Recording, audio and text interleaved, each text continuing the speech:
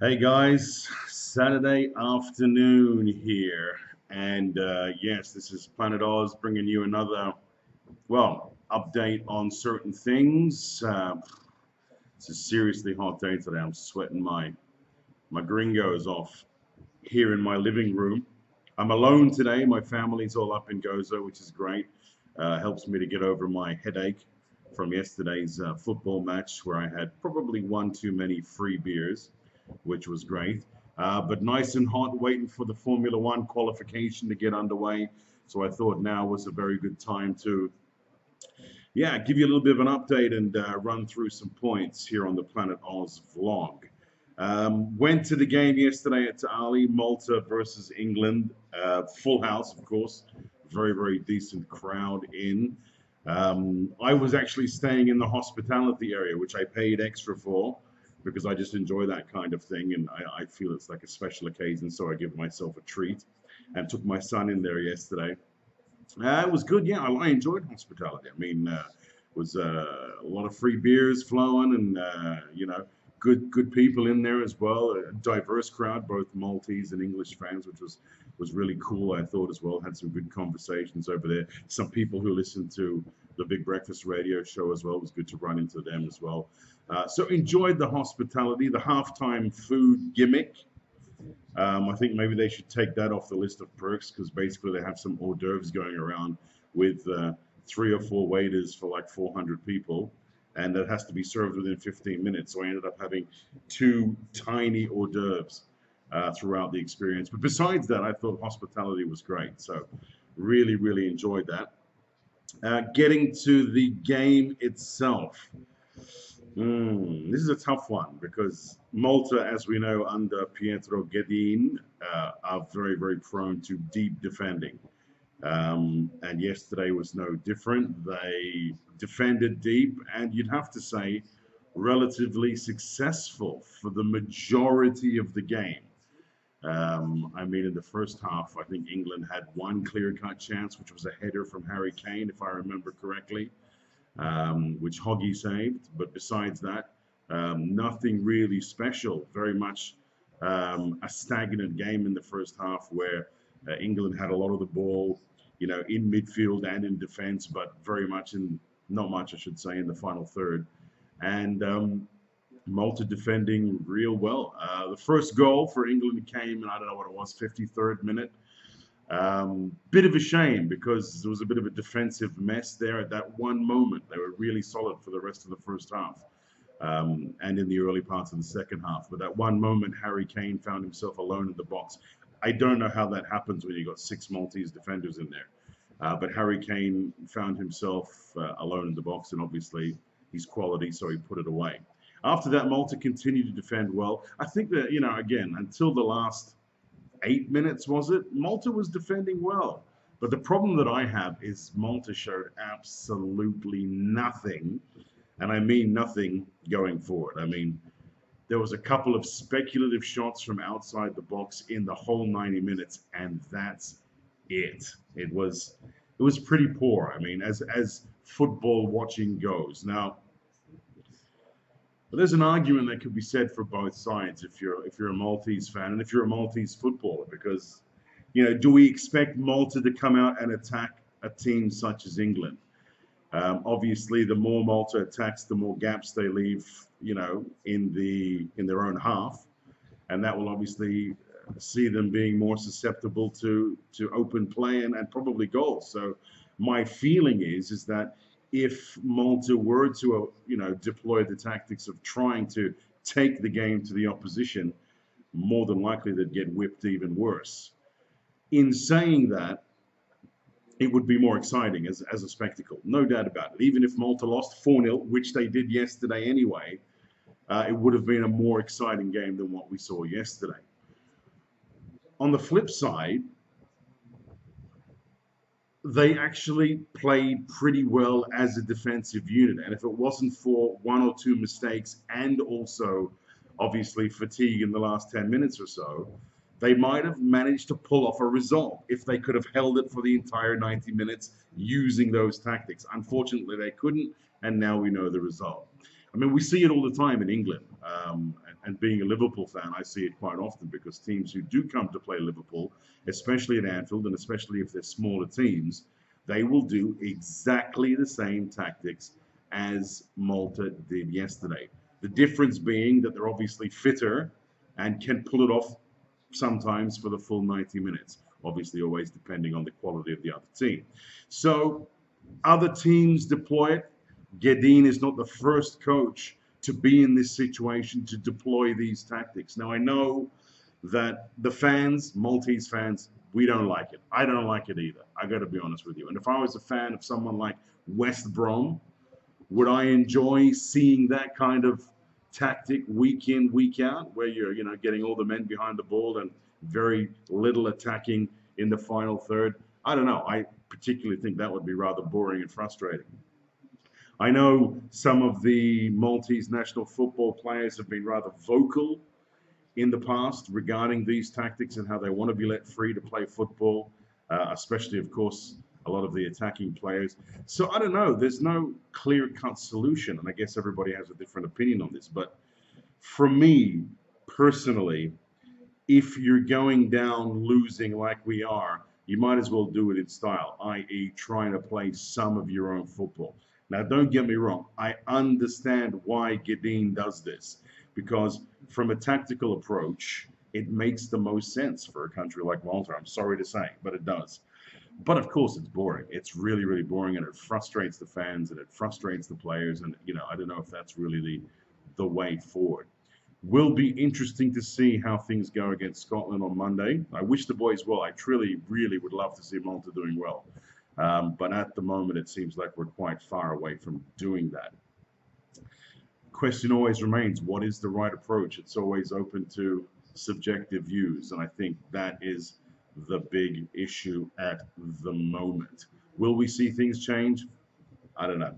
We'll just have to wait and see, but all we can do is continue to get behind our country. I was a little disappointed yesterday because I saw loads of Maltese kids with their parents all wearing England shirts, and I thought, geez, that just doesn't send the right message. I understand the situation that we have here in Malta regarding, a lot of families and a lot of people either love the English national team or the Italian national team, but Malta should always be first.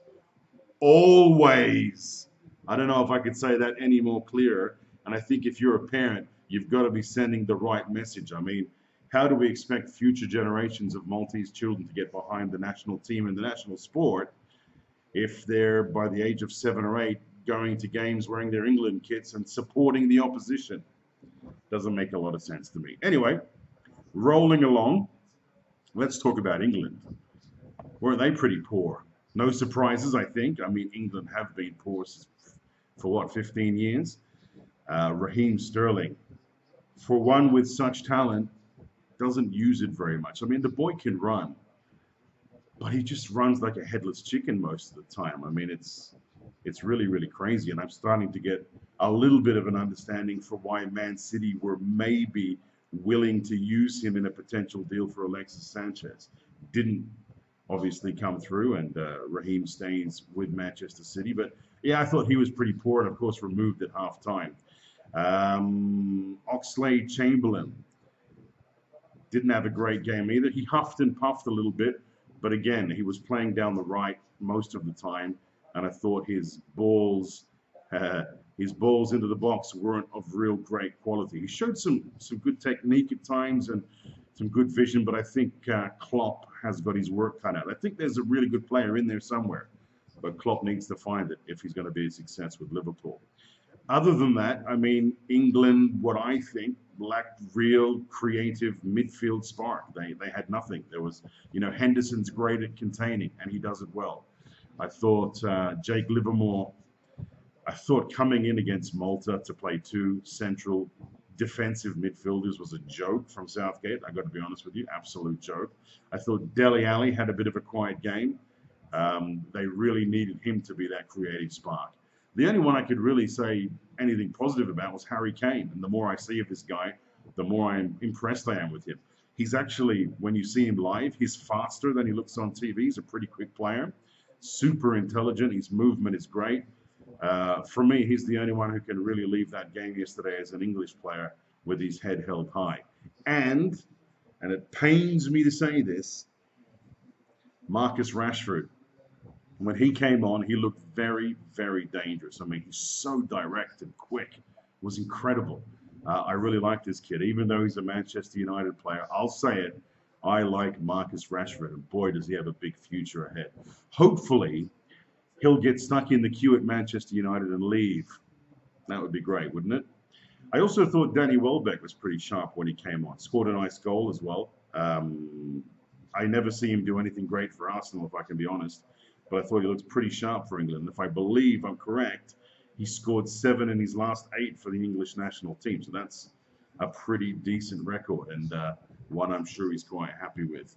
Um, I'll say a few words about Gareth Southgate. I believed this when he took over as manager.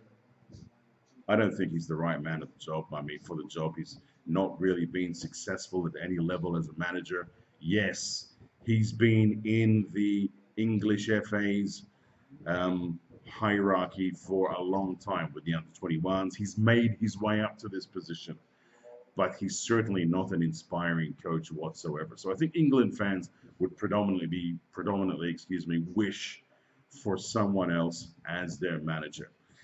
It was, yeah, to summarize the game, it was pretty frustrating because, we wanted to see some more from Malta, but we perhaps could live with the fact that they were defending if they managed to do it for the 90 minutes, but they didn't. They managed to do it for about 80 minutes, and then they basically folded, and 4 late goals, 2 in the last 5 minutes of added time. So very, very frustrating, but I still remain proud of the guys. I really wish that they could do it for 90 minutes. That would be great.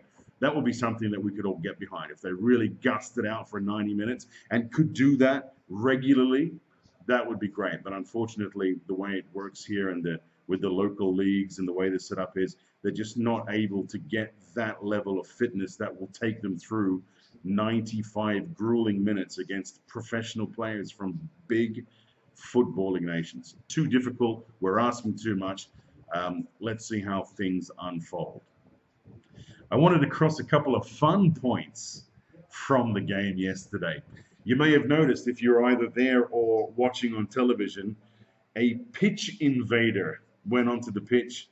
I don't know, sometime in the second half, sometime middle of the second half, I think it was. His name was Jake Peachy, and he was actually sitting 3 seats next to me in the very same row in hospitality. I got to find out later, thank you very much, Chris Cormie, for sending me the tweet that Jake had actually sent. He said, he sent a tweet live from the match saying, "Here watching Malta versus England, if you retweet this 400 times, I'll invade the pitch." He got a lot more than 400. I think it was like over 4,000 or something like that in the end. And of course, stuck to his word and invaded the pitch. Jumped over the glass barriers, which I would never have a chance at my weight and my age. But he looked pretty nimble. I think he's quite young, 16, some people said, around the stadium. Not too bright, young fella, but I tell you what, you got some serious low-hanging bits, mate. I'm telling you, serious. It was funny to see the police chasing him. I think they did a relatively good job. You could tell immediately they weren't used to this type of thing, but they controlled the situation pretty well and got it under control pretty well. Kudos to Marcus Rashford, who gave the guy a hug. Harry Kane was also relatively pleasant with him, although I feel that probably Harry gave him a few stern words. But that situation got under control pretty quickly and added a little spice to the game itself. The youngster, though, whilst having those big mangoes, I don't think he's going to be happy with his decision a little bit later on down the line. I also thought something that was really entertaining, and I got to give it to the Southend core. They just keep on going. They're like the Duracell bunny. They don't stop. I don't understand half the songs. Of course, I'm not one who's been brought up in the local football and culture, but I just find it great that they just keep going for the full 90 minutes. And there was one particular moment that inspired me to great laughs when they started singing this, and I'll do a bit of a rendition for you. Fish and chips, fish and chips, fish and chips, fish and chips, fish and chips, fish and chips. I thought that was hilarious. I got to be honest with you. I don't know who started it, but it was absolutely hilarious. I believe it was coming from the South End core. I know there were some English fans in the South End core as well, some local English fans, so maybe they got it started. But I thought that was really, really hilarious. So well done, South End core. I also thought that the attempt at the Mexican wave in the first half was pretty good, but I got to say, shame on you, boring English fans. The Mexican wave went around successfully twice, only to reach the English fans in the North End, and then, of course, die flat on its ass. So shame on you, English fans, for not getting into the spirit of things, but perhaps watching your own team for the past 20 years has put you in this particular situation, whereas, yeah, you're depressed, and I understand it. So um, it was lots of fun, but you should have taken part. It was a good thing going on there. We're enjoying our Mexican wave, all right? I also want to give a special shout out. There was a bunch of guys, I think they were up in the corporate boxes behind me in hospitality. There was a small bunch of guys who were quite clearly Arsenal fans. And every time Alex Oxlade-Chamberlain got the ball, all I heard was, Judas! Judas! Judas! Entertaining. At first, I was a little like, being a Liverpool fan, I was a little bit like defensive. But after they kept doing it quite solidly for a number of minutes, I saw the funnier side of it. So well done to those guys as well for giving me some extra laughs on what was a pretty frustrating night. Finally, and I know I've been yappering on a little bit, but this is sort of a negative end to what I thought was a really, really good experience yesterday at Ali. Smoking in the stadium. Can somebody please try and explain to me how in 2017 this is still allowed? I was surrounded by smokers, absolutely surrounded. It was like being in a Parcherville club at 4 in the morning. That's how bad the waft of smoke was coming into myself and my son, who was with me, who was actually going to throw up. The smell of cigarette smoke was so bad. This is something that I think the MFA and the local authorities need to look at. I mean, it's just out of order. This is a public area, okay? Why should me, and I'm sorry, smokers, I know I used to be a smoker myself, and I'm a little bit holier than thou now because I quit several years ago. But why should I, as a non-smoker, be in a public space and have to inhale your smoke? That, I'm sorry, is unacceptable to me. And I got really upset with the fact that my son was really upset because he was feeling unwell about it, or feeling unwell from it. MFA, do something about it. It is ridiculous. They were basically chain smoking throughout the whole game. And I spoke to one of the stewards, and they said it's actually acceptable inside the entire stadium. I find it unacceptable, and it's got to change. I'm sorry, it was absolutely despicable, if you ask me. It shouldn't be allowed, especially around children. If we have banned smoking from inside cars with children, I mean, even if there's a window open, you're not allowed to smoke in a car with children. So why should it be allowed in public? I'm sorry, I feel strongly about it, and I hope something gets done because I feel bad for smokers. I know it's not your fault. I know it's an addictive habit, and I know you've all been scammed. But I'm selfish and I don't care. I don't want to breathe in your smoke. End of story. Hope you enjoyed this little talk. That's me, Planet Oz, going to enjoy the rest of my weekend because, to be quite honest, I'm a little knackered after a very long day yesterday. Don't forget, subscribe to the YouTube channel, and you'll get, of course, all the updates every time I post something right here on the Planet Oz vlog. Any comments you want to pass on, of course, you can always get me on Twitter at @TheRealPlanetOz. Always great to hear from you, whether it be a positive or a negative comment. I'll try not to get offended if you've got something negative to say, but always great to hear from you. And don't forget to get on WordPress and check out Planet Oz as well, where I've got some pretty interesting things and articles up there as well. All right. Have yourselves a great weekend, people. I'm going to try and stop sweating now. And I'm not going to stand up because what you would realize if I did is that I've done in this entire program for you this afternoon wearing my almost see-through white boxers. Have yourself a good weekend. Ciao, ciao.